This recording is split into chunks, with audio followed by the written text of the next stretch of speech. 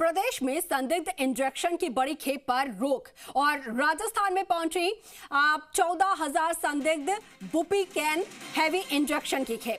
और आपको बता दें, ड्रग आयुक्तालय ने बैच नंबर BP02601 के इस्तेमाल पर रोक लगाई है और स्पाइनल एनेस्थीसिया में इस्तेमाल होता है ये बुपिकेन हैवी इंजेक्शन।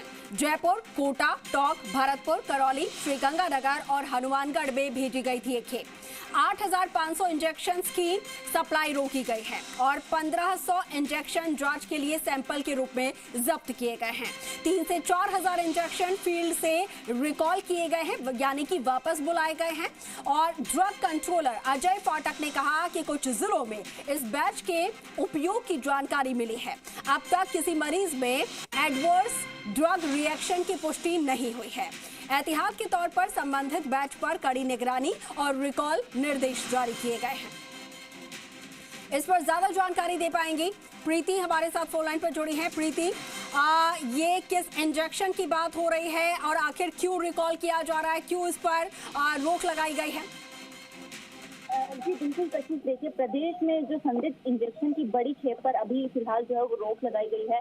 राजस्थान में 14,000 संदिग्ध जो बुपिकेन हैवी इंजेक्शन है उसकी खेप पकड़ी गई और उस पर अभी फिलहाल जो है वो रोक लगाई गई, क्योंकि जो ड्रग आयुक्तालय उन्होंने बेच नंबर भी बताया है कि इसके इस्तेमाल पर जो है वो फिलहाल जो है वो पाबंदी लगाई जा रही है, क्योंकि ये जो इंजेक्शन है वो स्पाइनल एनेस्थीसिया में इस्तेमाल होता है, जो बहुत हैवी इंजेक्शन है, जिसको जयपुर, कोटा, टोंक, भरतपुर, करौली, श्रीगंगानगर और हनुमानगढ़ में इसकी खेप भेजी गई थी।